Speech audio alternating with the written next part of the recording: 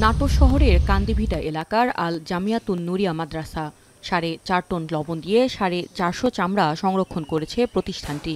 ভালো দামে চামড়া বিক্রির আশা তাদের। 2-3 দিনের মধ্যে চামড়া পানিগুলি কেটে যাবে, তখন আমরা চামড়াটা সংরক্ষণ করতে পারবো এবং ন্যায্য মূল্যে আমরা বিক্রি করতে পারবো বলে আশা করতেছি। তবে এমন উদ্যোগ মুষ্টিমেয়। অভিযোগ রয়েছে বেশিরভাগ মাদ্রাসা চামড়া সংরক্ষণ না করে বিক্রি করছে বরাদ্দ করা লবণ। ফলে ঈদের দ্বিতীয় দিন নাটোরের চকবৈদ্যনাথ আড়তে জমা হওয়া 5 শতাধিক কাঁচা চামড়ার বেশিরভাগই নষ্ট হয়ে যায়।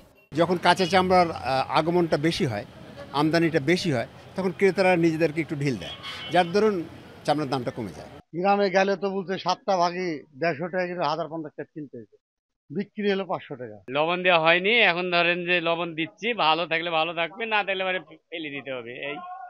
এদিকে লবণ মাদ্রাসায় না দিয়ে ব্যবসায়ীদের দেওয়ার দাবি করেন অনেকে। সেই সাথে অভিযুক্ত মাদ্রাসাগুলোর বিরুদ্ধে শাস্তির দাবিও জানান তারা।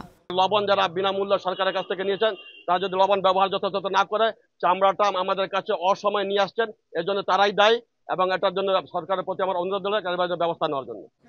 মৌসুমি ও ফরিয়া ব্যবসায়ীদের পাশাপাশি 90% চামড়া সংগ্রহ করে মাদ্রাসাগুলো। সে কারণে কাঁচা চামড়া সংরক্ষণে জেলার 2 শতাধিক মাদ্রাসা ও লিল্লা বোর্ডিংয়ে বিনামূল্যে লবণ বিতরণ করেছে জেলা প্রশাসন। তবে যারা লবণ বিক্রি করেছে তদন্ত করে তাদের বিরুদ্ধে ব্যবস্থা নেওয়ার কথা জানায় স্থানীয় প্রশাসন। আমরা যখন বিতরণ করি তখন কিন্তু বারবার করে তাদেরকে বলেছি যে আপনারা লবণ সঠিকভাবে দিলে এই চামড়ার ন্যায্য মূল্য পাবেন।